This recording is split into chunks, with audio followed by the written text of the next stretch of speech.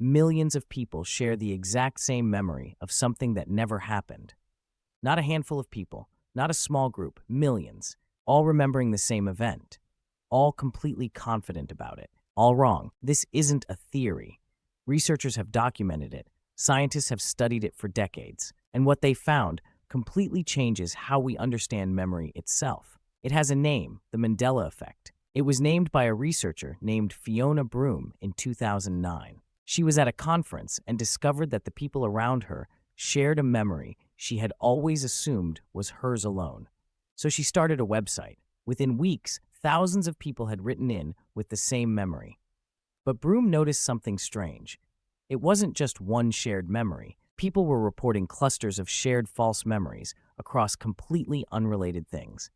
And the same ones kept appearing over and over again. The Monopoly Man. Millions remember him wearing a monocle. He never had one. Not in a single piece of official Monopoly artwork ever printed. Looney Tunes. Millions remember it being Looney Tunes. It has always been Tunes. Febreze. Millions spell it Febreze with two E's. It has always been one. The Berenstain Bears. Millions remember it as Berenstein with an E. It has always been an A. These aren't random mistakes. They're consistent. The same wrong memory appearing in millions of people who have never met each other. Which raises one question. How is that possible? The popular theory is that these memories are proof of alternate realities. That at some point in history something shifted, and some of us are remembering a reality that no longer exists. It's a compelling idea, but science has a different explanation. And it's actually more fascinating. Your memory is not a recording. This is the most important thing to understand about how your brain works. When something happens, your brain doesn't save a file the way a camera does. It saves fragments, pieces of the experience scattered across different regions of your brain. The emotion in one place, the visual detail in another, the context somewhere else. Every time you remember something, your brain pulls those fragments back together and reassembles them into what feels like a complete memory. But here's the problem. Every single time you remember something, your brain can change it slightly. New information gets added, details shift. The emotion attached to the memory can alter what you think you saw. Scientists call this memory reconsolidation. And it means that every time you remember something, you are also rewriting it. Your most vivid memories are not your most accurate ones. They are your most rewritten ones. Now add the internet to this. Before the internet, a false memory stayed local. Maybe you misremembered something. Maybe a few people around you misremembered the same thing. But it never spread. It never got reinforced. Now a false memory can travel to millions of people in hours. Every time someone reads a post saying the Monopoly Man had a monocle, their brain files that away. Not as something they read, as something they know. And the next time someone asks them about it, their brain pulls that detail out along with everything else. It feels like a memory because it is one. It's just not theirs. This is called social contagion of memory. And researchers have proven it happens in controlled lab settings. In one study, participants watched footage of a staged event. Afterward, some of them were exposed to false details about what happened. When tested later, those participants didn't just report the false details. They were completely confident about them.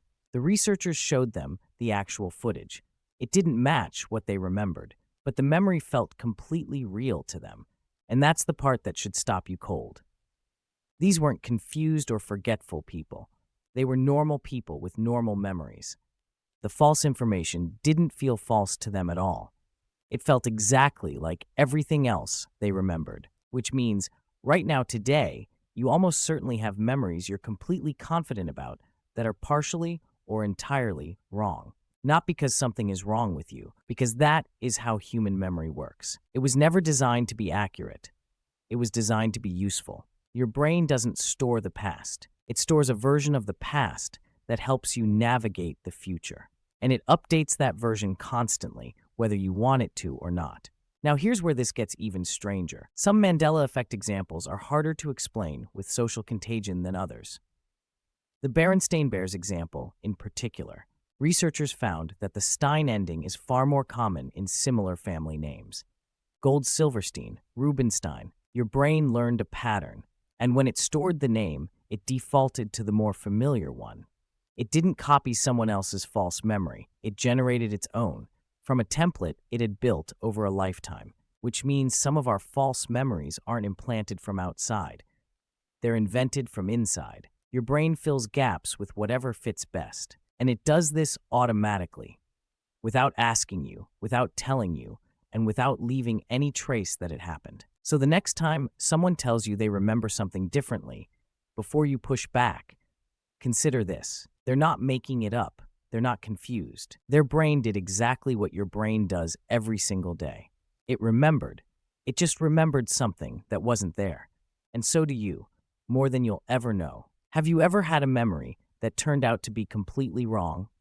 Drop it in the comments. Subscribe to Whisper Files for more things your brain never told you. This is why we should never judge someone without knowing their story.